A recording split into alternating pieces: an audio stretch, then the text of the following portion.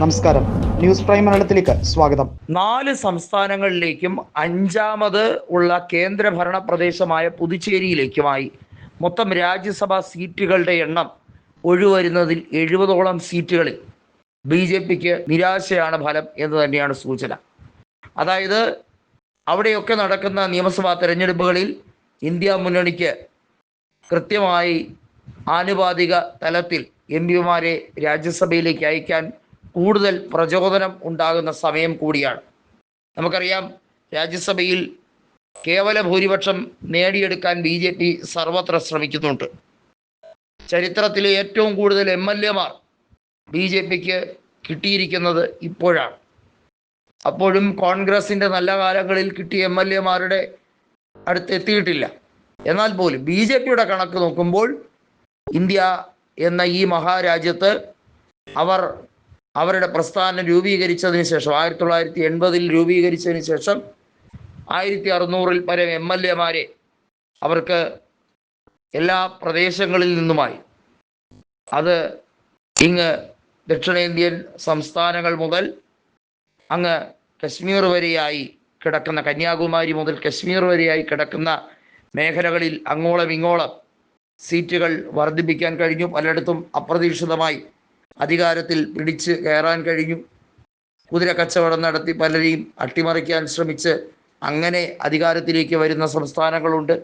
ഇതൊക്കെ താൽക്കാലിക നേട്ടമായി തന്നെയാണെങ്കിലും അവർ വളരെ ആഘോഷ തിമർപ്പിൽ മുന്നോട്ട് കൊണ്ടുപോകാൻ ശ്രമിക്കുന്ന കാര്യങ്ങൾ തന്നെയാണ്.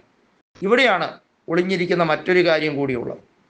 ഇനി നടക്കാൻ പോകുന്ന നിയമസഭാ തെരഞ്ഞെടുപ്പുകൾ, അതായത് 2026 നിയമസഭാ തെരഞ്ഞെടുപ്പുകൾക്ക് ആനുപാതികമായി വരുന്ന രാജ്യസഭാ സീറ്റ് ഒഴിവിലേക്ക് BJPക്ക് വലിയ പ്രതീക്ഷയൊന്നുമില്ല. അസാം ഒഴികെ മറ്റൊരിടത്തും അങ്ങനെ പ്രതീക്ഷിച്ചിട്ടും കാര്യമില്ല എന്ന് നന്നായി അറിയാം. കാരണം അസാമിലല്ലാതെ മറ്റ് പ്രദേശങ്ങളിൽ, കേരളത്തിലായിരുന്നാലും തമിഴ്നാട്ടിലായിരുന്നാലും പശ്ചിമ ബംഗാളിലായിരുന്നാലും അവർക്ക് കാര്യമായി MP-മാരെ രാജ്യസഭാ കണക്കിൽ ജയിപ്പിക്കാൻ കഴിയുമെന്ന വിശ്വാസ്യതയില്ല. പശ്ചിമ ബംഗാളിൽ തന്നെ കഴിഞ്ഞ തവണ നേടിയെടുത്ത 75 എന്ന സംഖ്യ ഒന്നും തികയ്ക്കാൻ കഴിയില്ല. അതിൻ്റെ നേർപകുതി നേടിയാൽ തന്നെ മഹാഭാഗ്യം എന്ന് കരുതിയിരിക്കുകയാണ്.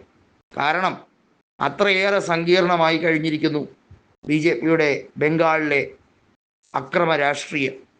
അതായത് തൃണമൂലിൻ്റെ അക്രമ രാഷ്ട്രീയത്തിൻ്റെ ബദൽ നയമാണ് അവർ ഇപ്പോൾ ഫോളോ ചെയ്യുന്നത്. അവർ അത് സ്വീകരിച്ച് തന്നെ മുന്നോട്ട് പോകുമെന്നൊക്കെ സുവേന്ദു അധികാരി പറയുന്നെങ്കിലും എണ്ണമെടുക്കും അത്തരത്തിലുള്ള പകപോക്കലുമൊന്നും ആളുകൾ സഹിക്കില്ല എന്നുള്ളതാണ്. കാരണം വേറൊന്നുമല്ല, മമതയ്ക്ക് ന്യൂനപക്ഷങ്ങളുടെ വലിയ പിന്തുണയുണ്ട്. ബംഗാളിൽ വലിയ തോതിൽ ഒരു ന്യൂനപക്ഷ ഏകീകരണം തൃണമൂൽ കോൺഗ്രസ്സിന് വരുന്നത് എക്കാലത്തും തൃണമൂൽ കോൺഗ്രസ്സിന് ഗുണം ചെയ്തിട്ടേ ഉള്ളൂ. അതിക്കുറിയും ഗുണം ചെയ്യും എന്നുള്ളത് വ്യക്തം. ലോക്സഭാ തെരഞ്ഞെടുപ്പിൽ അത് ഗുണം ചെയ്തു. BJPയുടെ സീറ്റുകൾ കുത്തനെ ഇടിഞ്ഞു. അത് നിയമസഭാ തെരഞ്ഞെടുപ്പിലും അതിൻ്റെ ആവർത്തനമുണ്ടാകും. ഉപതെരഞ്ഞെടുപ്പുകളിൽ തൃണമൂലിൻ്റെ മാർജിൻ നോക്കിയാൽ അറിയാം, 70,000 80,000 മുതൽ 1,00,000 വരെ വോട്ടിൻ്റെ ഭൂരിപക്ഷത്തിലാണ് അവിടെ BJP സ്ഥാനാർത്ഥിയെ രണ്ടാമത് പിന്തള്ളുന്നത്. എന്ന് വെച്ചാൽ മണ്ഡലത്തിൽ പോൾ ചെയ്യുന്ന 60 മുതൽ 70% വോട്ട് വരെ സുഗമമായി തൃണമൂലിന് കിട്ടുന്നു എന്നർത്ഥം. അങ്ങനെ നോക്കുമ്പോൾ ബംഗാളും സ്വാഹ.